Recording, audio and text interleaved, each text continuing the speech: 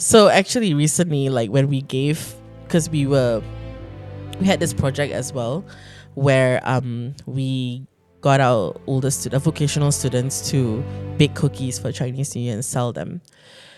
And so we were able to give them like a sort of a paycheck sort of it as well. And when I passed it to one of my students, he looked at me and he said, "I did it. I'm so good. I'm so smart." And that, yeah. Again, I don't know to what extent they understood what that meant for them, but yeah, that really was like, I was like, yes, you can, and you did do it. Yeah. So that's my only prayer and hope is that, we can have countless of these stories of like young adults going into workplaces and really going like, I can do this, whether they understand to what capacity or whether they're like, whatever capacity that they're doing it at. Yeah.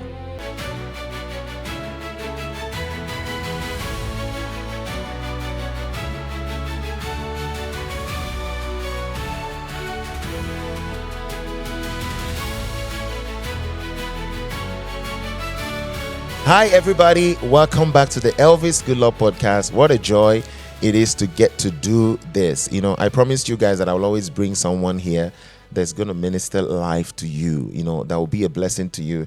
And today I have an amazing guest, but before we go into what we want to talk about today, I just really want to encourage you guys. What are you doing? Subscribe to the channel, like it, share it, because the more you do that, we're going to reach more people. And that is our heart desire. We want more people to be blessed from what we do, So click the subscribe button right now and the share button and also the like button.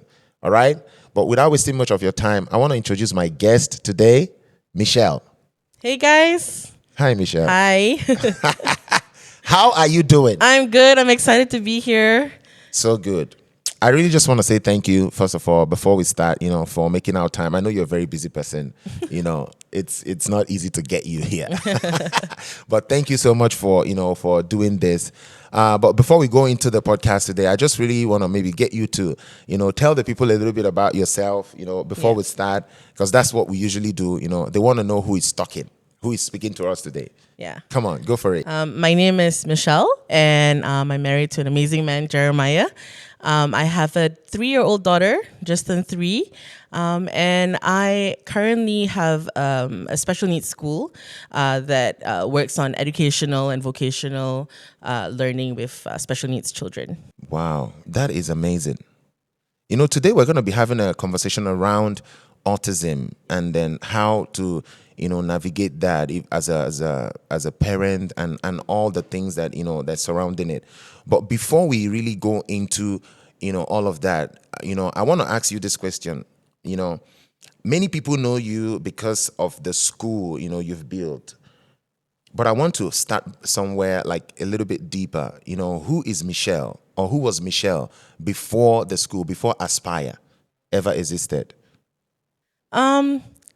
I think I would say who was Michelle would be, I've always been somebody who's been very passionate for people. When I was a little girl, I would, I would see homeless people on the streets and I'll be like, oh, I want to open a home for them someday. I mean, really just like doing like just in my mind, whatever I could to help people, but that's always been something that has been a passion of mine. And, growing up, I got the opportunity to, work and volunteer in like orphanages and volunteer in like homes for like human trafficked people, and just working in like old folks homes and things like that. Like it's just been something that I've had the opportunity to be exposed to, and from there it just really sparked like this even more that desire, and I think even that calling to just reach out to people in any way that I can. So yeah, I think that has always been who I've been, I guess. Yeah. Wow, that's amazing, Michelle. You're someone who prefers deep conversation rather than big crowds. So where did that part of your personality come from? I think I've always just been wired that way. And I guess just being a little bit more introverted, I've always preferred smaller groups and whatnot. And honestly, I just have this interest in people as well. So I like conversations that actually, like, are meaningful, purposeful. I like getting to know, how a person thinks, why they think that way, what they've been through. And yeah, I genuinely just kind of move into, just smaller groups and like one-on-one or yeah. Wow. So that means like you love like deep conversations. I do. I can imagine like your conversations with your husband Jerry. Yeah. Like it's super like Yes. deep, like a Pretty much. psychological kind of conversation. Like, Yes, very much so. Sometimes we need a break from it just because if wow. we have a whole day of conversation, it gets really intense. Yeah, and sometimes we're like, okay, let's take a step back, kind of thing. Wow. But yeah, like I think I feel more comfortable talking about more deeper stuff than me having to come up with a conversation right now with the person I just met. It's actually quite difficult for me to just get into a hey, how's it going, like talk about it, but it's quite difficult for me. Wow. So As opposed to like I'm happy that we're doing this because this is like a deep. We're gonna go a Yeah. bit deep, like in this conversation. I'm sure I can't wait to hear all that you have to share. With this. So worship is like a part of who you are. So I want to ask this. How has being a worship leader shaped the way you relate to God and people? First off, I think worship is something that has always been a big part of me, even until today. Even though I'm not in the worship team and all that Actively, anymore. yeah. But like like my connection with God, I would say the biggest part of it is just worshiping and like just having those intimate moments with Him. Like immediately, I just feel that sense of like God's presence, and yeah, that's just how I connect with Him. And I think being a worship leader and just serving in church even as well, like you really come from a place of I'm sure this, like even authenticity and like just being sincere, and of course humility is also very important, but just having that heart of worship. And I think it works very closely as well with people, and even the work that I do as well, like it requires a lot of sincerity, it requires a lot of heart, because you can't love people without having that heart, without having that authenticity. So yeah. So good, Michelle. I want to ask you this. If someone, spent a week observing you quietly, what values would they see, guiding your life? I would say that person would see I'm very passionate about the people and things that I love. Very passionate. And that means I'm getting emotional, but like I would do anything I could for you. If you are on my heart and if I love you and I'm passionate, like I'll be super passionate for you. And I think that definitely flows into the work that I do with, with special needs individuals as well, is just that passion, and that motivates me and that drives me to just what I do every day, not only with the work that I do, but also with my family and the people that I love. So yeah, I would say that's the one thing, and that leads to being intentional as well, right? Because obviously when you have that passion and love, you're intentional in everything you're doing, the people you're working with and everything you're saying. And yeah. Wow. I learned that you started volunteering, to help with special needs at the age of 12. That is crazy. I want to ask you, like, what drew you to that? Like in the early age of stage of your life, like what made you to like say I want to help people who are like special needs? What drew you to that? Yeah, so there's a little story to this. So when I was 12 years old, I was babysitting a friend, two girls, and their mom actually had a special needs kindergarten across from their house. So whenever these girls would go to school, I mean, I was like having my school holiday at that time, so I was not in school at that time. So I would just walk across and just to help out and volunteer. And that was, I would say, my actual like first exposure to special needs children. And specifically, I think autism, because I think Down syndrome in Malaysia is quite well known. People generally talk about it quite often, but autism was something that at that time was not really like a thing, you don't really know about it.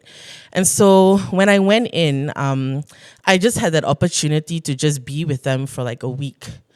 And I was so inspired and I was so encouraged. And I was just so I was just so touched by who they are and, how loving and sweet they are. And just really because not knowing like what I was going into and having that sort of really just touched my heart. So, yeah. At the age of 12. At the age of 12, yeah. How did your parents how did they react to that? That's funny. So I think for my mom, I think after that whole experience, I told her about it. And she was like, okay, because I was like, I want to do this, I want to work with special needs. I want to learn more about autism and whatever else, under the special needs umbrella. And so my mom was like, okay, sure. She was just like, oh, 12-year-old is talking about this. We'll see if this is something she really gets into. And so fast forward, when I actually, graduated from high school, I did my degree in psychology and all that. And then I said, okay, so this is what I want to do. And she was actually like, oh, you're still For interested real? in this. This is happening. Yeah, I didn't, What? I didn't know this is something you were still into, So yeah. And I mean, obviously, my parents are really proud of me stepping into this. But yeah, they've always been supportive. So yeah. Many people are intimidated when it comes to, special needs or working with special needs kids. So I want to ask you this. What did you see in them that, that others often fail to see? Yeah. I think just that there's hope.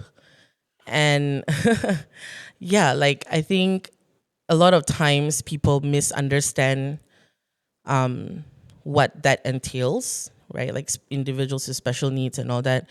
And so it was really something that I looked at them and I would go there's so much that, can be done. There's so much of hope that there is, and all it needs is just passion, love, and just people and a community that really cares for them to support them and help them. So yeah, I would say hope. The word hope, it's really, it's a big word, just hearing you say that, even for parents who are on this journey, for them to hear that there is hope, someone is saying there's hope. That's why we want to do this. Because I see, when I look at them, I don't see oh, this is a hopeless situation. Yeah, that's right. Wow. Which I think a lot of times, and again, with reason, parents do struggle with that. And sometimes educators as well, especially because it's not an easy field to be in, but yeah, I think that's what drives many of us in this field. Yeah.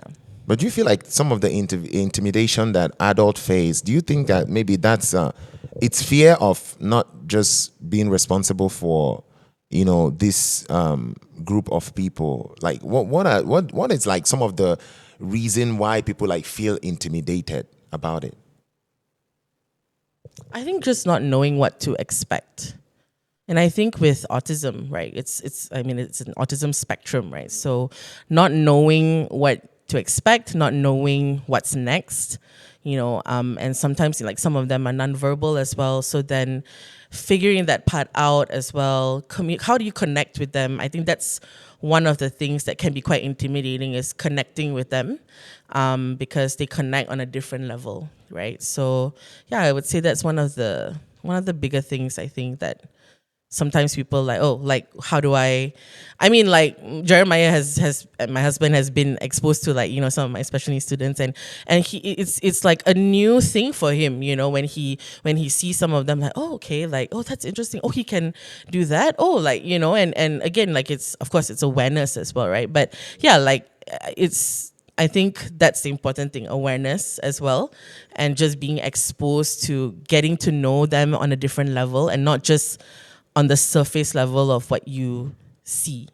Yeah. When you look back at the 12-year-old you, What do you think she saw that other people couldn't see at that point? When you were 12 and you saw these people and like you feel like this is what I really want to do. What do you think she saw that other people, couldn't see? I saw purpose and potential. And I think I know like everybody's like 12 years old. Like I mean it must have really been a God moment because yeah, I remember leaving that, that kindergarten and just being so impacted by what I was experiencing and just looking at them and going like, oh my gosh, there's so much here that I believe that God wants to do for them.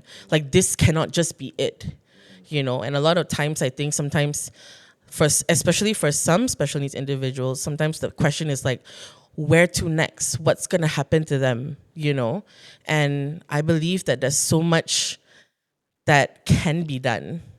It just takes that step forward. Yeah. Wow.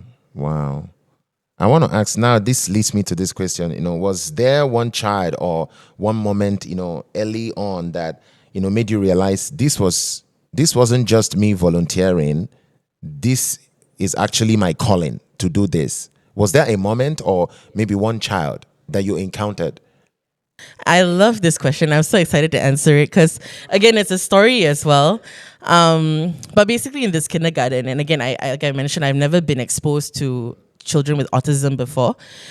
And so I was in this classroom, and they were doing some activities and whatnot. And this boy, he was coloring, like super handsome boy, very sweet. But he was just coloring and just doing his own thing. And he would have moments of like he'd stop and he'd be looking at something, probably imagining, and just like laughing and super happy and I would just be looking at him like, what is going on in your mind?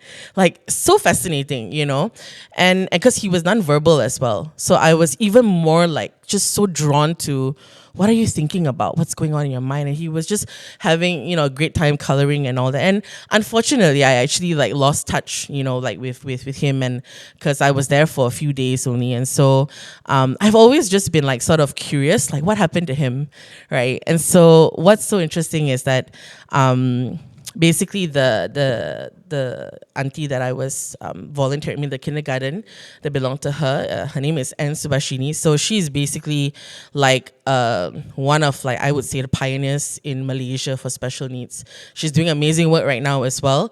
But so I met up with her at an inclusive event. And I was talking to her and I was like, I have a booth here.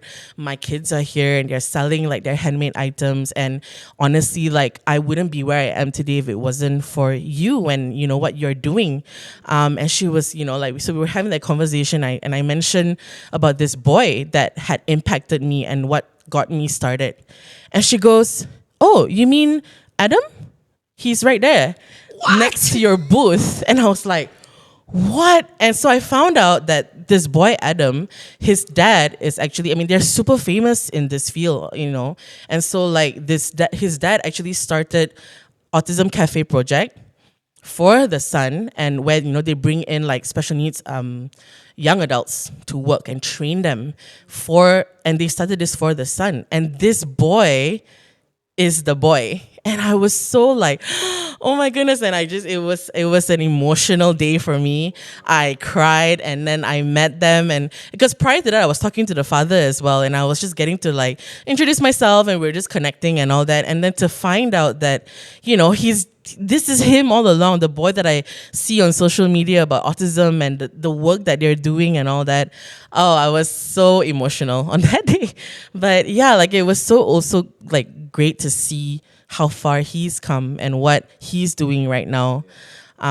So yeah, that was amazing. And that picture, like you seeing that, will let you know that it will tell you that anything is possible. Yes, exactly. With these people, like exactly. There's all hope is not lost. I can imagine like how that felt for you, like just being in that moment. I can imagine. It was really like, this is why I'm doing what I do, and I just want more people to know about this, that there is hope, there is an opportunity for them. Wow, so good. So you and Jerry, you guys got married, and a few months later, pandemic hit. And the place you were working with, they started struggling financially and all of that. So I want to ask you this: what was that season like for you, emotionally? It was confusing mainly because so just before that, before all of that happened, we were having a conversation about what's next for me, and I was very adamant. I was like, Right no, after you got I'm married? yeah. Wow. And I was like, I know I'm staying here, because I love the work that I do, and I get very attached easily, so emotionally attached. So I was super attached to my kids, to my students, and I was like, I'm not leaving, I'm not leaving them and all that. And he was like, you gotta dream bigger. You gotta think of like what is God calling you to, not just staying Shout out to Jerry. yeah, shout out to my husband. Yeah. And I remember just being so confused. Like, do I let go of this? If I do, when will I get an opportunity like this again? And again, like what I said, like, when you connecting with, children with autism and all that, it's not easy, but once you get there, it's so special. And so that was something that was difficult for me to let go of. So I was really confused. And so when they came up, when they approached us and they were like, you choose to stay or leave. Ultimately, I did choose to leave. Yeah. Yeah, just having, kind of like no choice, but yeah. So, but when when you made the decision to resign, without security, you just decided, okay, when they approached you to do that, were you ever afraid, you might have to, maybe, like, did I just mess my life up? Did I make a wrong decision and all of that? Were you ever afraid of that? I think in the terms of like financial aspect and all that, no. More of just like my purpose. But I think for me, I would say I was more like, I'm doing such amazing things here. So what then can I do next, But I, at the same time, like financially and all that, like security wise, like, I was really calm. So much so that even like Jeremiah was like, why are you so calm? Like, you don't have a job right now. Brother like, gotta ask some questions.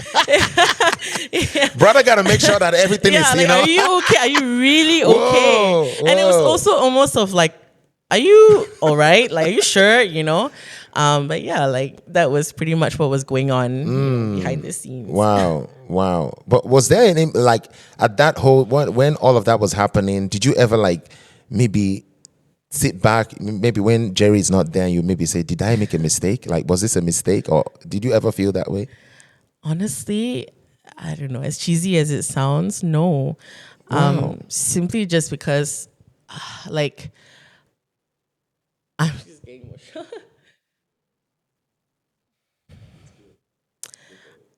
I have seen like God's favor upon my life, and I remember having this conversation with him as well, that I know God's got me. And I've seen that through, my journey. And he's never failed. So I wasn't like scared, and I wasn't afraid of like what's gonna happen now, like, God, like I'm lost, or that kind of thing. I was really just like, no, like God's got me. He's got me. Yeah. So it was definitely emotional, but it was also just I think it was also good for us in our marriage as well, because he was like, oh, like you really have that, like, not that he didn't trust God, right? But of course sometimes like some of us were more practical, and some of us, were more, I don't know, like faith driven. He's faith driven as well, but you know what I mean, like, you have questions of like okay, like let's plan A, plan B sort of thing. Yeah. But yeah, like I think it was really like he was also like kind of going, wow, like you really have, like, you really are just so secure, and I was like, yeah, I am. So yeah. 8 hours after resigning, a parent called you and said they wanted to, follow you. What did that moment, feel like internally?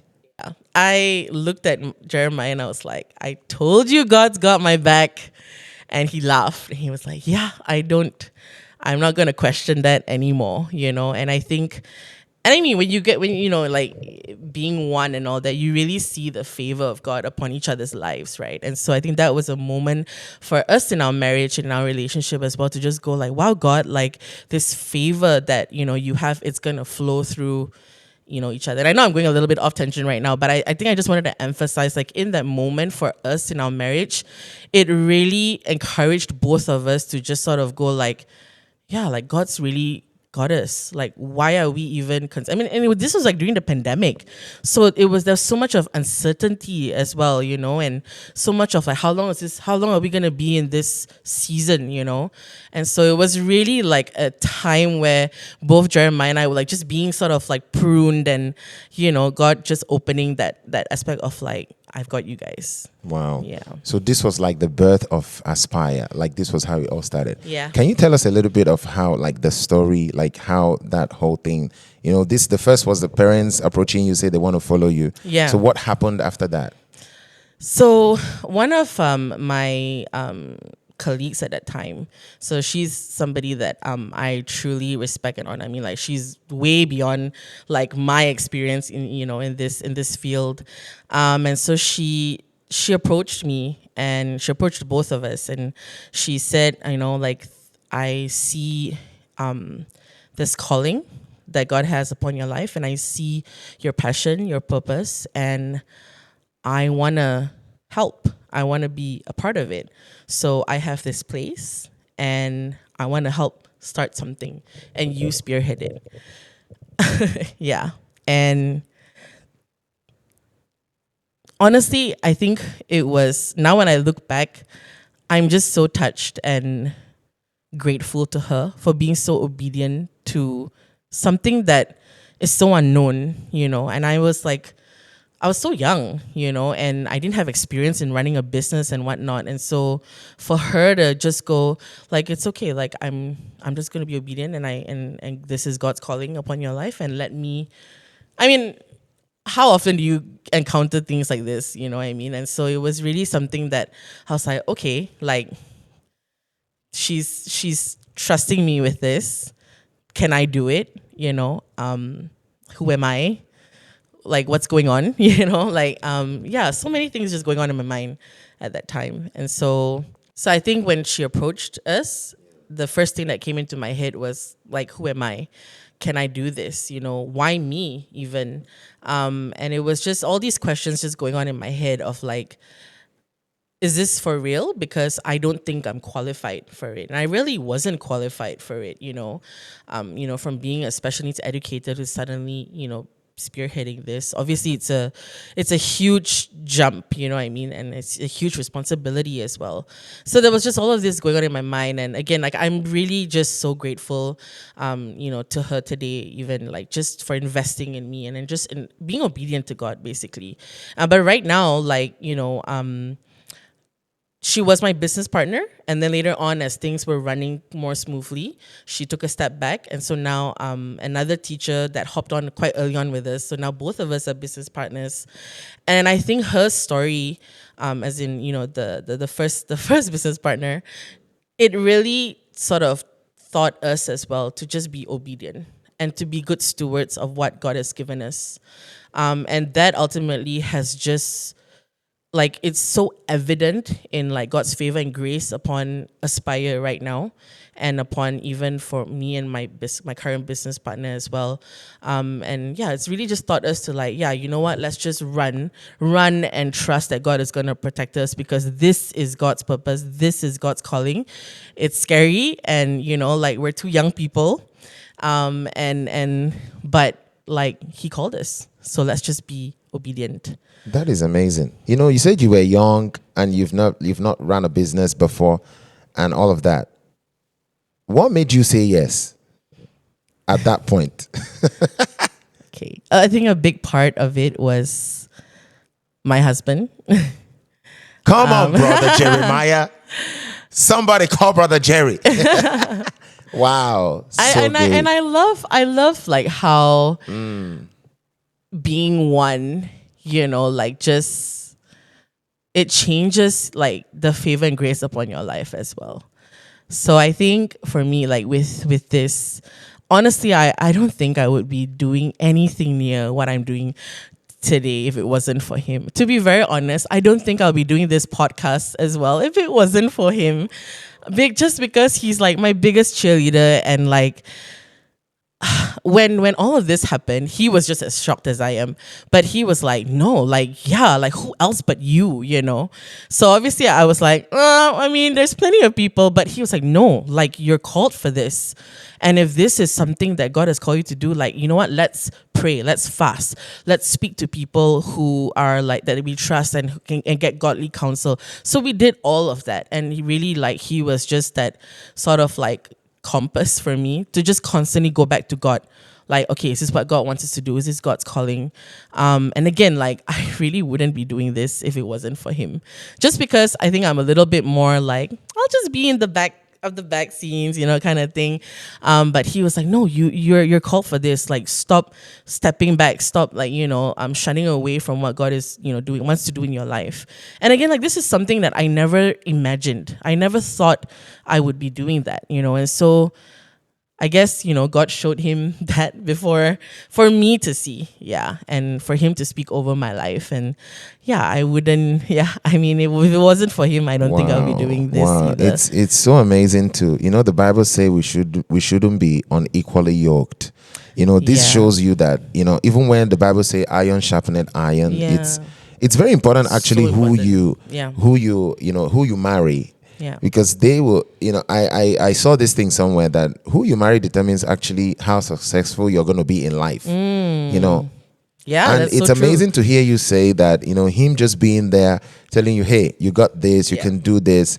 You know, I've heard stories of some people, like, even they talk down on their like spouse, like they say, oh, you're or who told you they can do this, or what makes you think you can do this, you know. But for him just being there telling you, hey, Michelle, you got what it takes, you can do this, let's do this together, even praying about it, you know, fasting about it, speaking to people about it, that is amazing. And I'm really grateful for that as well, because it's not just, you know, like my previous business partner investing in this, but it's also us having to invest in this. So, you know, for him to say yes to something that is totally beyond like what he knows of, you know, because he's just all about corporate and all that, right?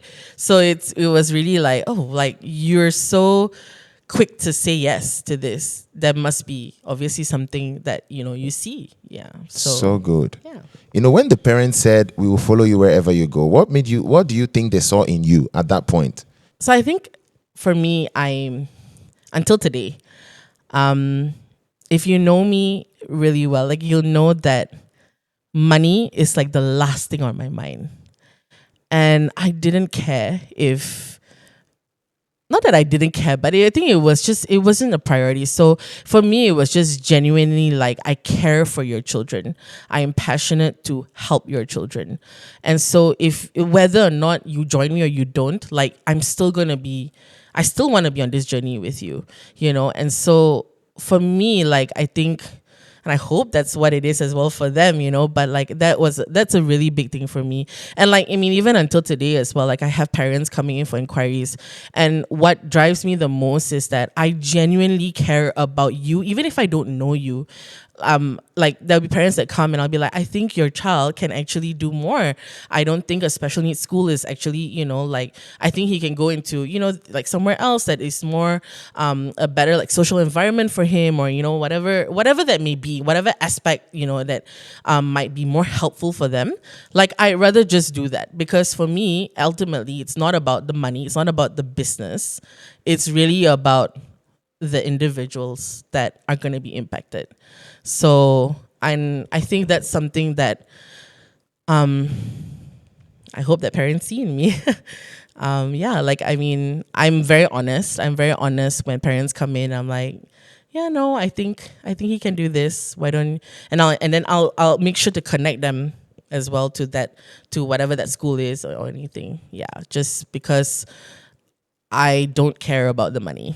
This is next level. You know, you know, so many people go into business because of like what they are going to gain from it. It's just a few people that do it for, you know, for people, for, you know, they are really doing it. It's from their heart. They are not there for the material gains. And it's amazing to like really hear you, say this, because I know what you do, it's not easy. Yeah. And some people will go into it, just for what they are going to gain, just like you Yeah. said, parents might come to you and you'll be like, oh, I actually think your kid, needs a different Yeah. place. You're not like, okay, bring it, get the Yeah, kid just here. bring Let me all of them in, bring like all of them more in. I want the business money, for more me. business for you. No, yeah, yeah. Wow. And I'm so grateful that my business partner as well, like runs in that sort of like mindset Wow. as well. Both of us really just wanna, obey God and like, yeah, ultimately it's whatever that works for that child, like that's what we prioritize. Yeah. Wow. So when you guys when you were about to start like Aspire, what was like the hardest earlier days? Like what was it like? Did you guys ever experience anything, in the early days of starting it? Definitely. I think one of the things was a shift in responsibility for me personally.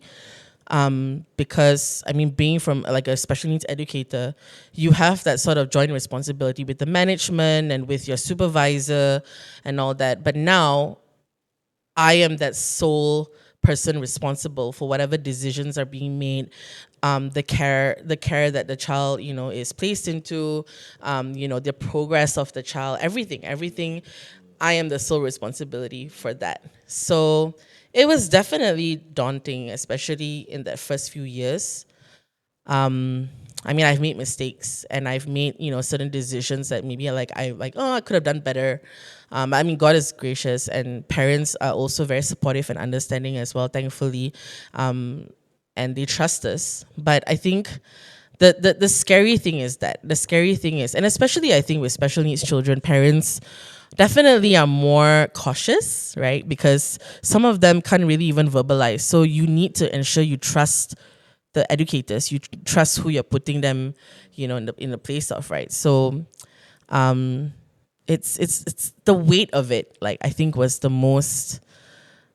scariest thing I would say, the hardest part of it. Yeah. Yeah. And separating that as well, I think like drawing that boundary for myself as well to not like get overwhelmed by that. It's amazing, Michelle, like what you guys are doing. And thank you so much for, just answering like this graciously. But I want to ask, is there, one child whose journey has impacted you so deeply that you still carry their story till today? Yes, definitely. I think there are particular stories that definitely, carry that sort of like wow, like impact kind of thing. But I would say every day, all of them just like make an impact in what we do.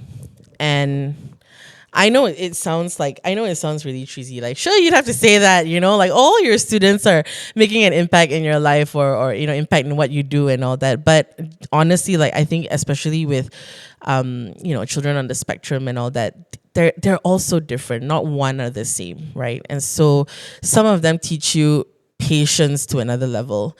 Some of them teach you perseverance when like it's so difficult, and like they're like some of them they struggle with like their fine motor skills, and you can actually see like their hands trembling when they're doing an activity. But to see them like getting emotional talking about it, like to see them persevere and like push even when it hurts, like yeah, that is inspiring. And every day, we encounter these things of just small wins. Small wins make such a big impact. As simple as like this boy who would run around, during lunchtime and just leave all his things everywhere. Now, like, and I know to us it might seem simple, but it's not for them, because it doesn't come naturally, right? Like now he would put his plates in the sink by himself. He knows to like clean up after himself, things like that. Like even those things is such a big win, and so like all of them every single day, like you look left and right and there's just constant growth, even if it's small. And I think sometimes like it is hard. I gotta be honest. and I'm sure like, every special needs educator, therapist, parent can say the same, that sometimes it may look like the progress is small, but it's these small little things that you see on a daily basis that just goes like they're you know what I mean, like it just impacts you because they're trying and they do it, and in the end of the day, like they do complete that task, even that task that was so difficult for them to complete, they did it, or even that task of like being able to just like, they get frustrated, right? They get frustrated because maybe they don't understand something, and then ultimately they're able to do that, whether it's like addition or multiplication or division even, right? And now they can do it. And so it's really inspiring to see all of them have that encounter. And yeah, so it's so hard to pick one. It's so hard to pick one just because every day we see this. Yeah. And gradual wins. Yeah, yeah. Wow. And I think that's the thing that I think with working with special needs is the small wins that make the biggest impact for us. Yeah. And I think a lot of people don't see that because it's not easy to call out. And I think in our culture, it's not easy to call out small wins, Usually, you'd expect like a whole like a big change and all that. 180 transformation. Yes, correct. Wow. But Yeah. it doesn't have to be because, So Have you ever had a moment where a parent like looked at you and said something that you would never forget? Yes, definitely. I've personally definitely had a lot of like emotional conversations and thank yous and like just moments of like, thank you for being so patient with my child. Thank you for not giving up on my child and all that. But I would say one of the biggest things was that, in Aspire, one of our goals and our desires is that we want to ensure we create that safe space and community, not just for students, but also parents. Because we recognize that, for parents especially, it is a lonely, difficult journey for them. And so a lot of them don't have that avenue and that space to sort of express and talk about things, because maybe like their friends who are parents may not go through the same thing with like their neurotypical children.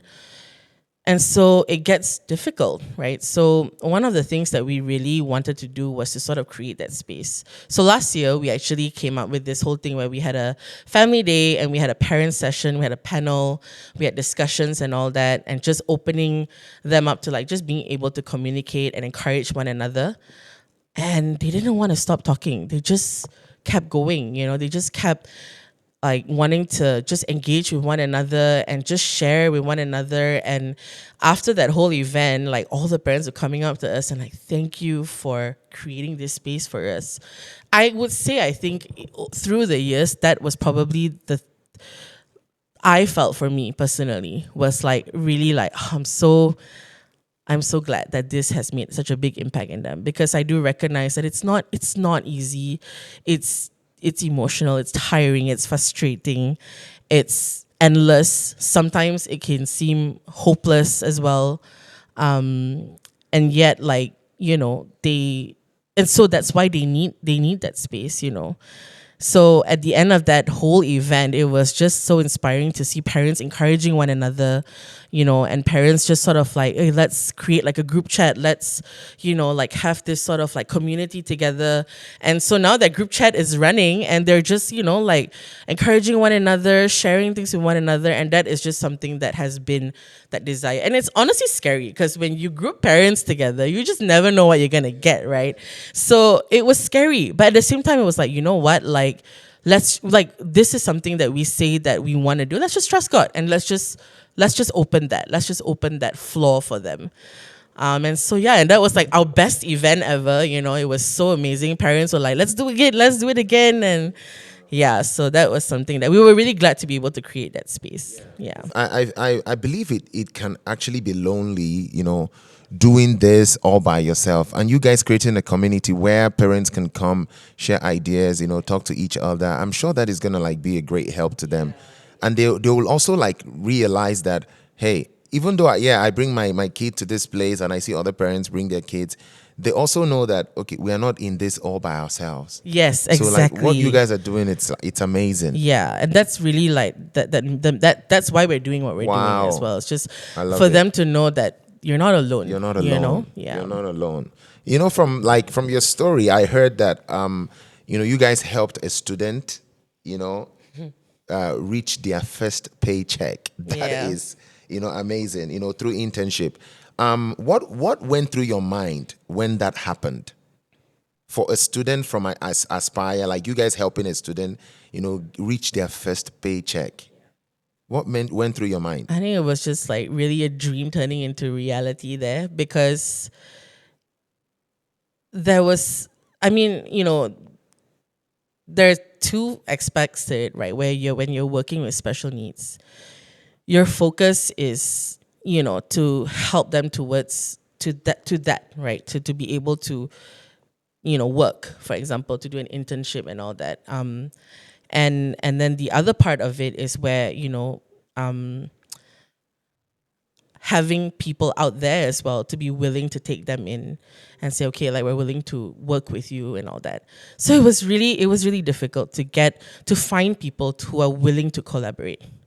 So if you are willing to collaborate, like you can contact me. Hit her up right now. That's right. But yeah, we're like always looking for collaborations and whatnot. And so that was one of the difficult things, and very grateful for like parents connections and all that to be able to guide to lead them to this. And yeah, it was really just a dream into reality. And I'm very grateful that we got to give them that opportunity as well to experience that. Yeah.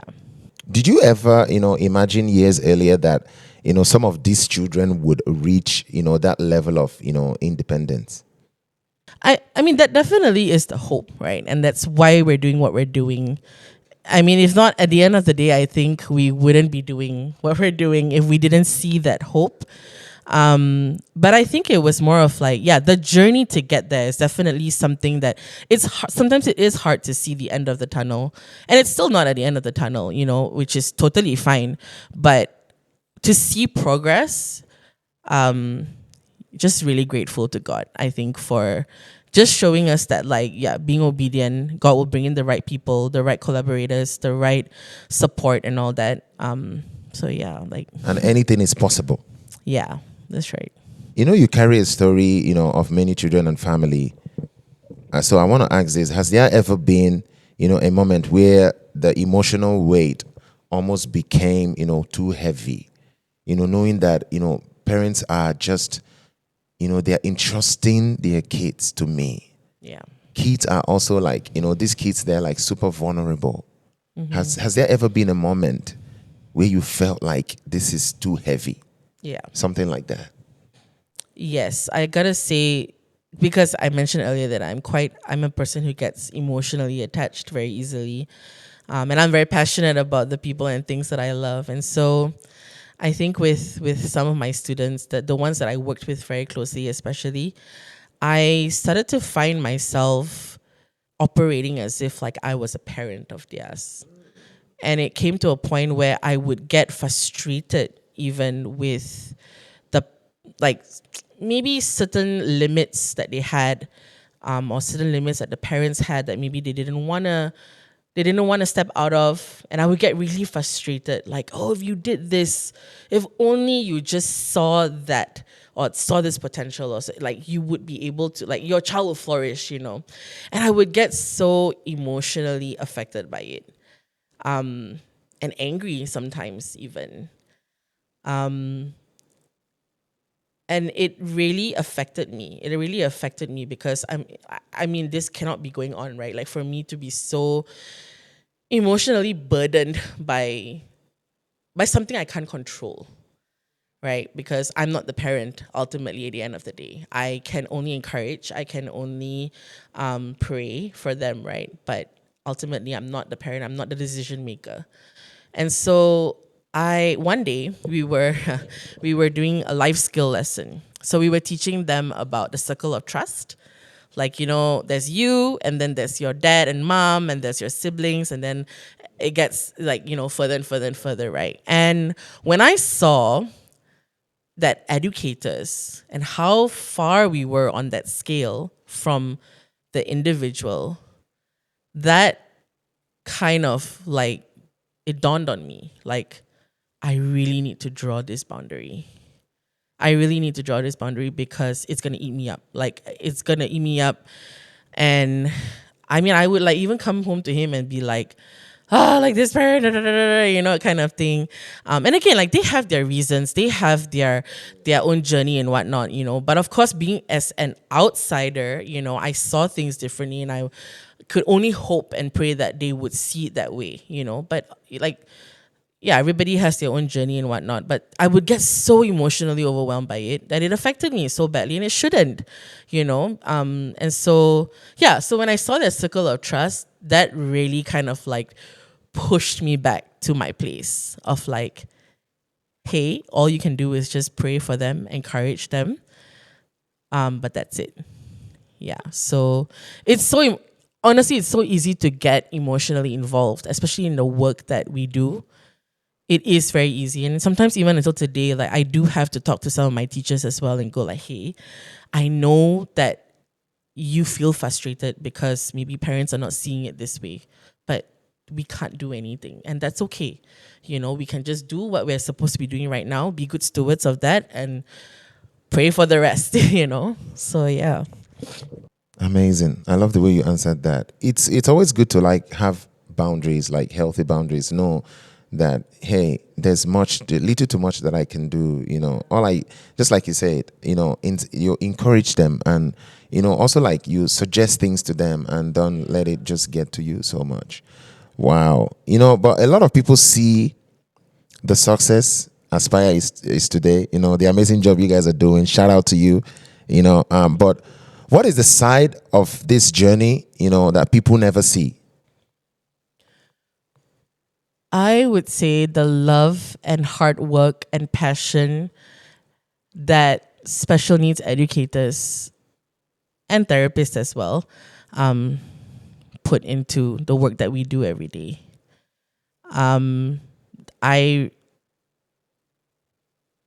There's a lot of things that happen throughout the day, and especially like, I think with special needs educators, we spend basically 6 hours in a day with them. So there's so many different aspects that we deal with, not just the academic or the skills aspect of things, but also their behavior, their emotions and whatnot. And I think that's something that it can get very emotionally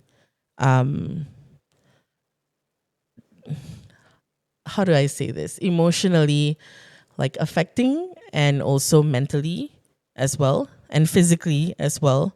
And I think a lot of people don't really see that. And I would say that is one of the most difficult things, I think, because there is a lot of, I mean, you wouldn't be in this field if you were not passionate for them. 100%. Yeah, because it's not easy. Yes. And if you don't have the passion, it's okay. Like, it's fine. It's fine. You can go somewhere else. Do something what I mean? else.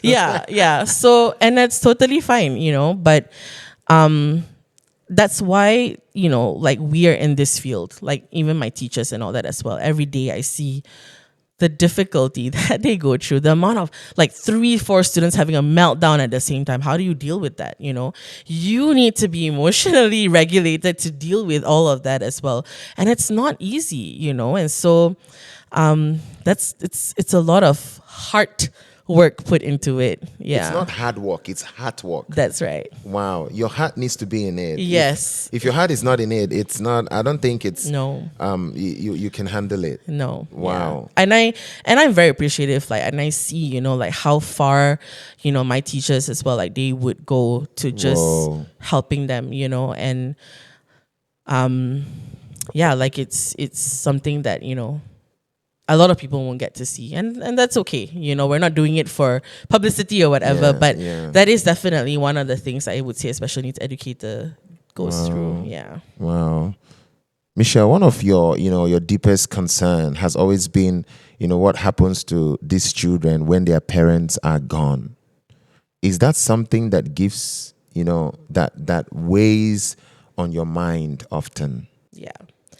It's definitely something that's hard to talk about, I would say, and parents to us as well. Actually, just recently we had a parent come up to us and she was telling us that she was talking to her daughter about it, because her daughter was trying to understand, like, oh, mommy won't be here anymore, who's going to take care of me? And she was trying to understand that. And I cannot imagine for a parent to have to explain to your child who does not fully understand as well what it means to not be here anymore. Yeah, it gets quite intense, honestly, sometimes, like when we do talk about this, and with parents specifically. And that's why, like, ultimately, like, that is our biggest goal, is just to get them to be able to be independent to whatever measure they're able to, and whatever ability they're able to. And ultimately, that's what the parents' goals are as well. Because, yeah, it's really not easy to think about. I mean, like, some parents have, approached me and be like, why don't you open like a home, and like all of them can learn to live together independently. And like, I mean, that's definitely an idea. Yeah. But yeah, it's a like, whole new thing. Like, it's next a level. whole new thing. But like, yeah, create that community and all that, which is definitely something. Yeah, like, we'll see. You never know. Yeah. Brother Jeremiah. Write the check. Write the check. Wow, that is amazing. But yeah, you're right. It's a whole new thing. And if God speaks, it needs to be something that is like God led. Yeah, definitely. If God is like giving you, like directing you Yeah. guys to do that, you go. And I for think it. sometimes it's so difficult because, like, again, because I'm so, like, I'm such a heart, like, person, right? Like, I feel so much, right? So I just wanna, like, yeah, that sounds like a great idea. How can we do that? Like, you know what I mean? But again, of course, ultimately, it's what God says and God's calling. So yeah. Wow, amazing. So many people say your life is like marked by God's favor. How do you personally understand that? I want to know. Honestly, I'm very blessed. I am very well aware that I'm blessed. And just to speak a little bit on God's favor, like, I think for me, I have evidently seen how, and I'm not trying to like toot my own horn or anything. It's nothing to do with me. But, like, I've never had to look for a job. I've never had to like desperately be like, wow, like, what am I gonna do? That kind of thing. I mean, like, earlier even in my story as well, like, having that call from the parent, and then, opening the school, like, everything is just sort of like, it's just really God. And I don't think it's like because I did anything good to like deserve this, but just being a child of God, right? And I also believe that everybody has favor in their lives in different measures as well. But I think for me, ultimately, it's just being a good steward of whatever God has given me and blessed me with. And I think that is, I mean, we've seen that in our lives very evidently, that when we're good stewards, like, God will bless us even more, And I think that's something that we always talk about as well. Like, I mean, my husband and I were always talking about that, like being good stewards of what we've been given, being obedient, and ultimately, like, we always see that favor when we do that. So yeah. It's crazy. Like, with everything that you do, you still live. You have this posture of rest. It shows, like, right in front of you. Rather than anxiety. But I want to ask, how did you develop that trust? In God. Like, hey, what I'm doing, the work that I do is crazy.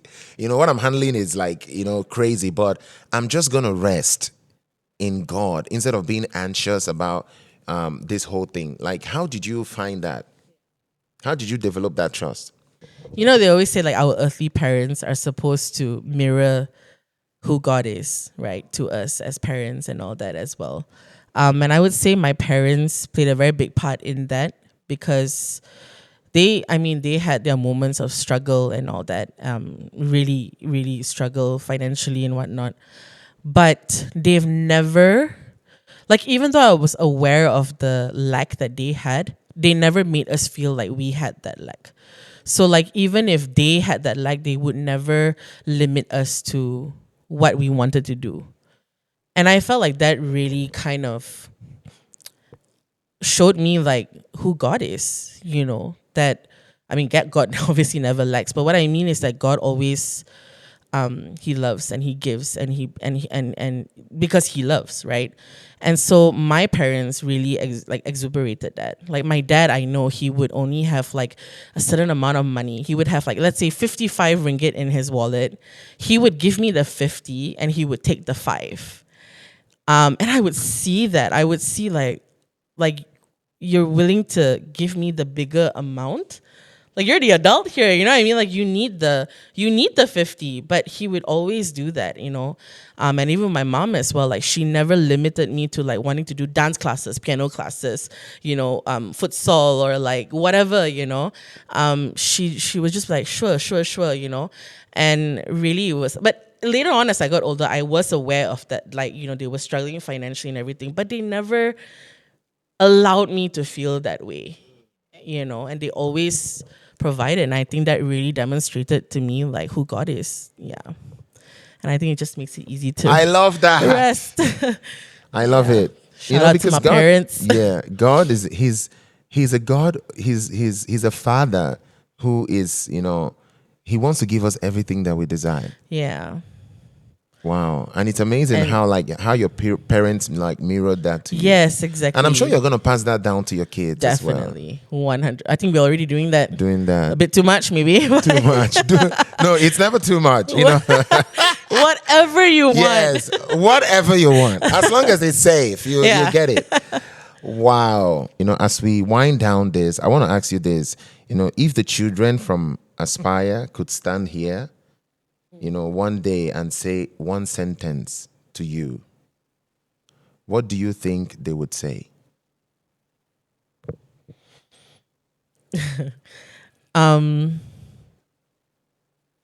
So actually recently, like when we gave, because we had this project as well where we got our vocational students to bake cookies for Chinese New Year and sell them.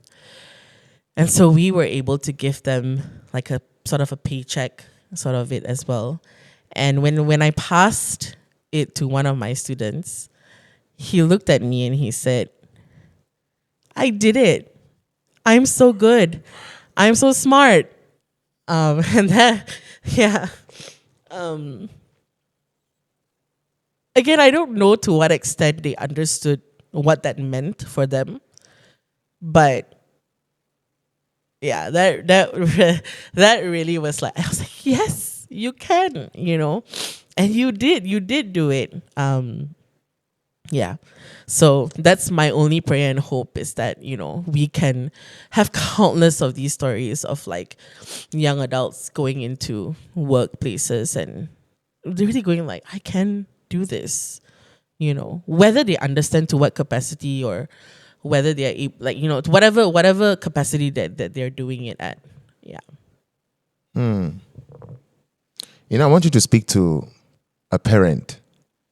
Let's say the parent just, you know, they just discovered that their child has special needs and they feel overwhelmed, you know, right now as they're watching this. What would you want them to hear? You're not alone. And the most important thing is finding a community. That means special needs educators, therapists, doctors that support, because that's what we want to do. We want to ultimately support you and your child in any way that we can. And the ultimate goal is for them to be independent, whether in work, whether in education, whatever aspect that is. So the most important thing is finding that community, finding that support, and just knowing that you're not alone. Be willing to, you know, be honest with yourself as well. Be honest with, you know, the expectations that you have for your child, and know that there's only a limit if you set the limit, and there's always hope. So yeah. Wow. You know, I felt that. I felt being ministered to right now, Michelle. You know, but the final thing I want to ask you before maybe I give you the opportunity to, you know, do one more thing is, you know, we all know that, you know, decades from now, we're all not going to be here, you know. So when your life is finished, you know, decades from now, Michelle, What do you hope this mission will have accomplished for these children? I think I would hope that, especially in Malaysia, this awareness of what they're capable of will just open, you know, that those gates will be open, and for people to just go, and for people to give them a chance, and see what they can do. I think that is like something that me, myself, and any educator out there, or therapist, or whoever is in this line of work can only pray and hope for is that, because give them a chance and you will be touched and impacted as well. And so I think I would hope that, when this mission for me is, done and completed, like I would hope that that impact has been made, where, we'll be able to send as many out and have that independent life. Yeah, and people will be more accepting of working with them as well. Yeah. Wow. Give them a chance. Because they're humans, right? Yeah. And I think a lot of times people are just, I mean, obviously, if you take in a special needs individual, right, it is more work. It does require more training and more attention, right? But they deserve a chance. And for us, we'll try to bridge that gap as much as we can. Wow. Amazing. Michelle, before we go, I want you to, speak to this particular group of people that maybe people don't really pay too much attention to, which is like the team members, the teachers, the people who are like helping these kids, I want you to speak to them, to encourage them, send a word of encouragement.